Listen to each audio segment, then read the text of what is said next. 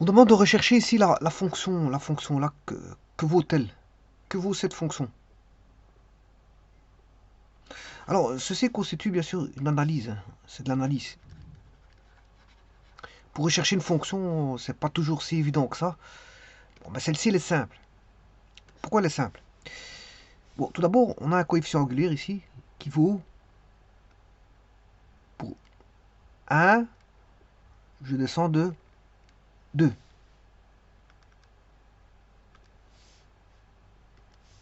Pour 1,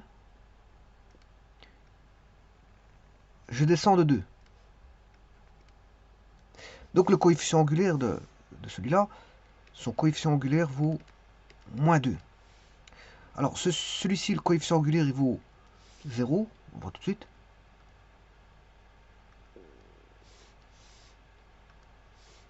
Le coefficient angulaire de celui-là, il vaut 0. Et pour celui-ci, le coefficient angulaire, il vaut 2. Le coefficient angulaire vaut 2. Bon, c'est la première analyse qu'il faut faire, c'est de voir les coefficients angulaires. Deuxièmement, qu'est-ce qu'on peut se dire? Ben, qu'elle est symétrique. Elle est symétrique en... Il y a un axe de symétrie, en moins 1,5. Donc, x égale moins 1,5 est un axe de symétrie.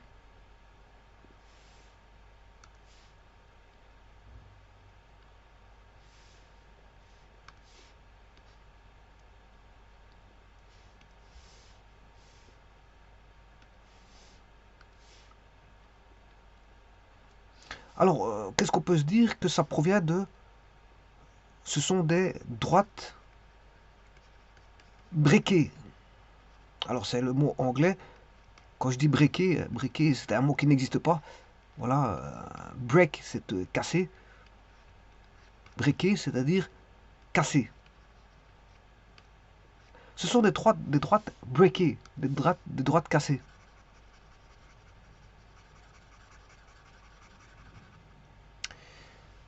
Autre chose, on a la forme d'un V ici.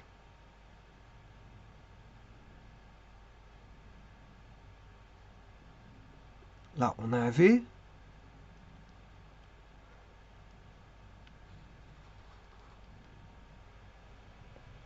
Comme ceci. Donc, où trouve-t-on des V? C'est dans les valeurs absolues. Donc, dans les valeurs absolues, donc on a des droites. Hein, c'est des parties de droite. Hein. Donc, on a des droites breakées, comme je vous ai dit. Et on a comment on appelle ça? Des V.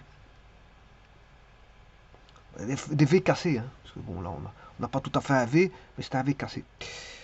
Bon, ce qui veut dire que on pourrait, à l'aide de plusieurs V, former cette fonction-là. Mais alors, il faut faire une étude de coefficient angulaire. Alors, les coefficients angulaires ici vaut moins 2. Et là, il vaut 2. Donc, ce qui veut dire que quelque part, on a fait moins x, moins x. Si je veux mettre des v, comme ceci. Et de l'autre côté, on a fait des x plus x. Et que là, ben, on n'a pas de coefficient angulaire parce qu'on a fait plus x moins x. Bon. Autre chose, là, on a moins 3. Et là, on a 2. Ce serait des probables pivots de V, d'une fonction V. Alors ça voudrait dire qu'on a deux droites, dont l'une est pivot en moins 3, et l'autre est pivot en 2. Alors on va essayer ça. Si je mets un coefficient angulaire de 1, là je mets un coefficient angulaire de 1, voilà, enfin de moins 1, je m'excuse, de moins 1, et pour l'autre, il me faudrait un coefficient angulaire de de moins 1.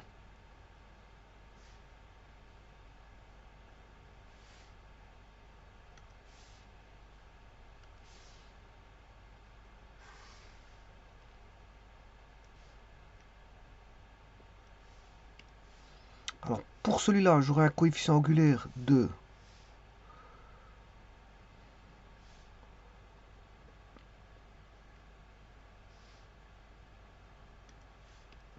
alors, si je faisais ça, j'ai un coefficient angulaire, je peux avoir un coefficient angulaire de 2. Là, j'ai un coefficient angulaire de 1.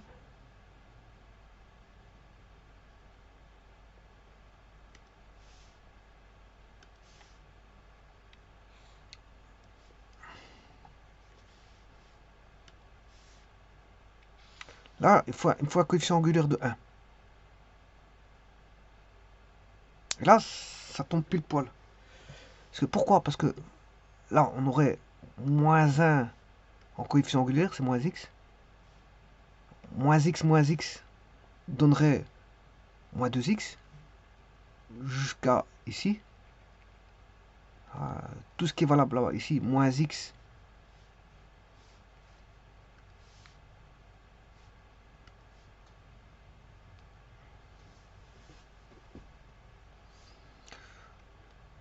Là, on aurait moins x.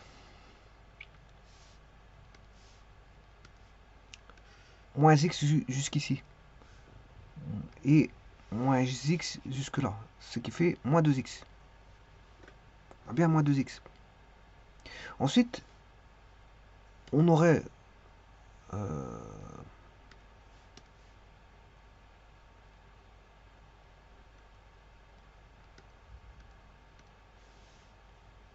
pour ceci, on doit avoir un coefficient angulaire 0.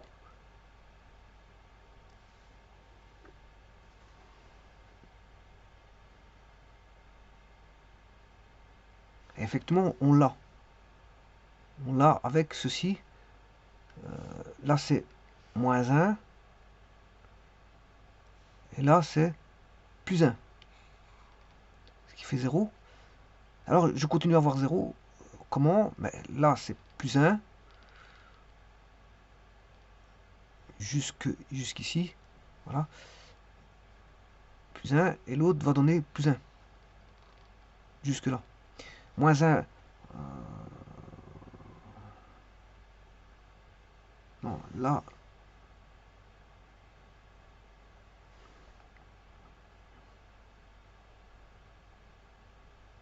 Et attention que c'est celui-ci. Moins 1, ça va être donné par celui-ci. Moins 1. Voilà. Et l'autre, c'est plus 1.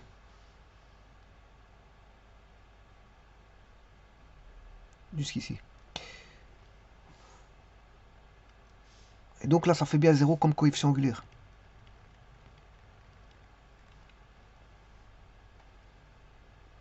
Et après, on a les deux coefficients angulaires qui vont donner plus 1, plus 1. Celui-ci continue, lui donne toujours plus 1 à partir de là. Plus 1. Au-delà de 2, on a plus 1.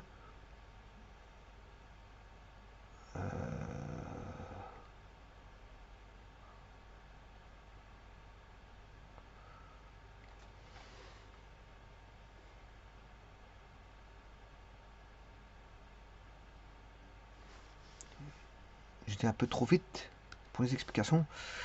Ici, pourquoi on aura 0? Parce que ici, on a moins 1. Et l'autre, on a plus 1. Ça fait bien 0. Bon. Ensuite, on a plus 1. Moins 1, ça fait toujours 0. Ensuite, on a moins 1 plus 1, ça fait toujours 0. On a plus 1 moins 1, ça fait toujours 0. Donc voilà, c'est bien bon.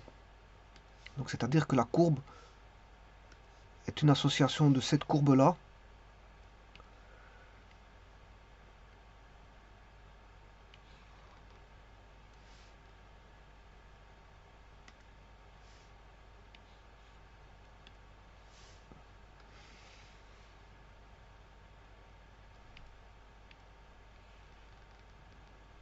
avec cette courbe-ci.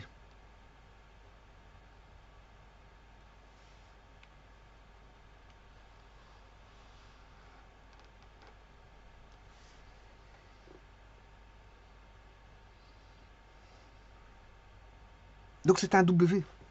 C'est une somme de... Voilà, c'est une somme...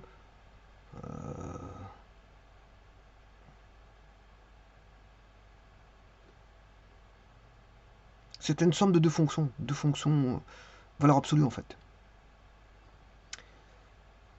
Alors le point pivot il est en moins 3. Ça veut dire comme le coefficient angulaire il vaut x, un des pivots vaut moins 3, c'est qu'il faut mettre plus 3. L'autre, un des pivots, il fait 2. Bah, vous devez mettre moins 2. Et normalement, c'est la somme de ces deux-là.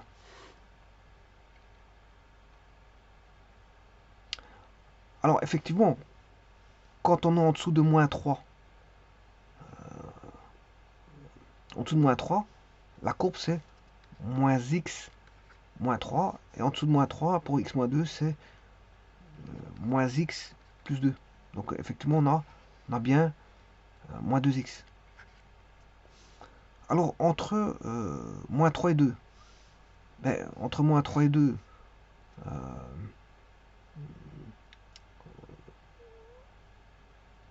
x plus 3 est positif, donc oui, c'est x plus 3.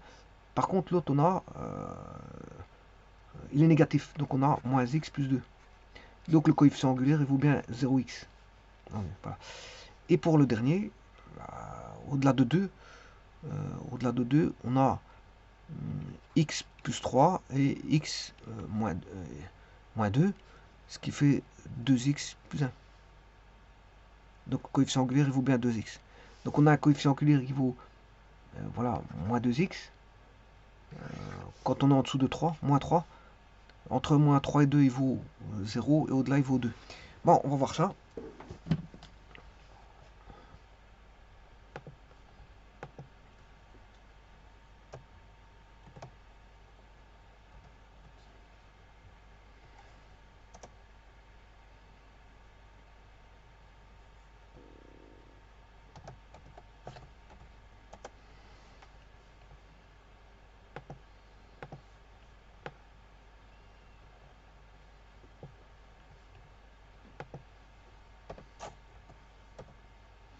Et voilà, c'est bien ça. C'est bien cette fonction-là. Non, je me suis trompé, puisque c'est j-2 à la place d'avoir moins 3. C'est x plus 3. Parce que le pivot, il est en moins 3.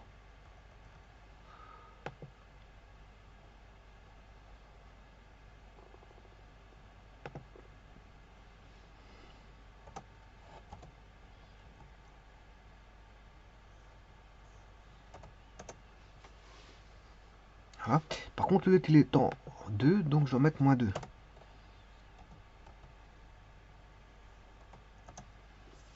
Et voilà, ça donne ceci.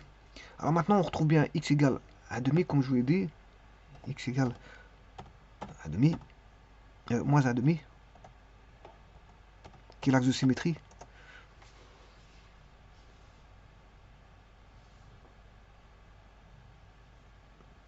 Et donc, c'est bien ce que j'ai raconté.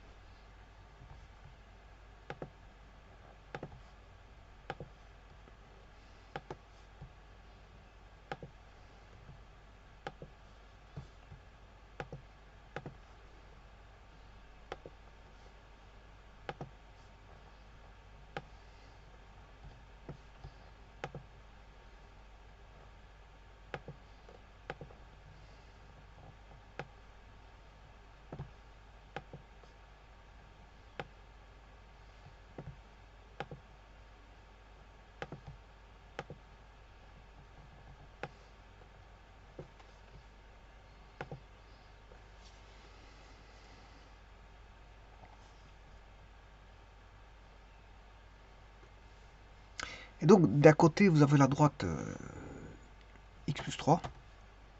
Voilà, x plus 3. Coefficient angulaire 1. D'un autre côté, vous avez la droite x moins 2. Coefficient angulaire 1. Et c'est pour ça que quand vous additionnez ces deux coefficients angulaires, 1 plus 1, ben, vous avez le coefficient angulaire de la verte.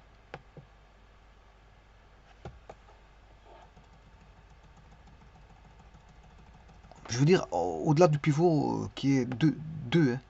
Au-delà de 2, vous faites 1 plus 1 en coefficient angulaire, ça fait 2. Voilà. Bon, maintenant, entre moins 1 demi, qui est l'axe de symétrie, et 2, là, vous faites la somme des coefficients angulaires. Alors, vous avez toujours les deux droites, hein, x plus 3. Par contre, l'autre, ce sera, parce qu'elle est positive au-dessus de moins 1 demi, x plus 3, parce qu'elle s'annule en moins 3 au pivot. Donc, elle est positive en moins 1 demi. Elle commence à être positive à partir de moins 3. Voilà. Alors, donc en moins 1 demi, elle est positive, donc c'est x plus 3 qu'il faut considérer. Par contre, l'autre, elle est négative.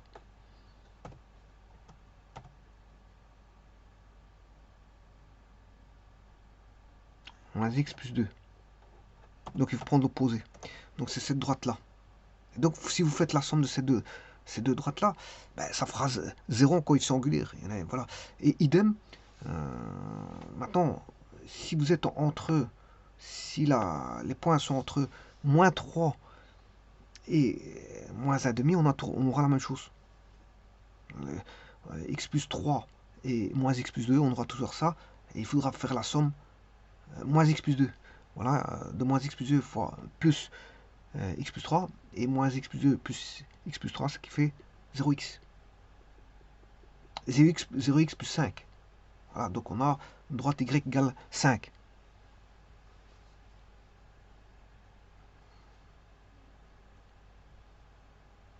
Voilà. Et pour la partie gauche, ben, vous aurez compris ce qu'il faut faire. Ben, on aura moins x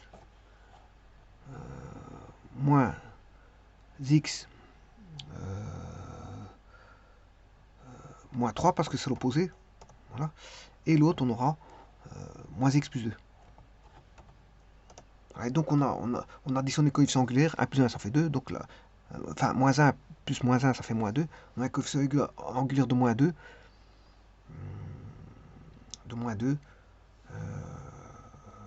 voilà, et qui s'arrête en 5, en y égale 5.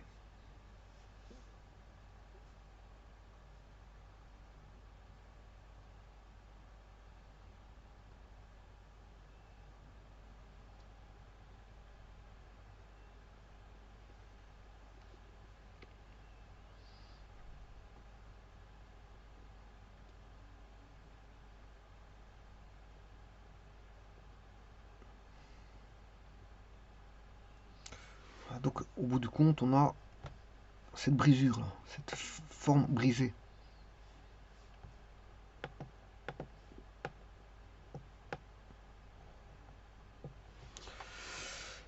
Je vous remercie.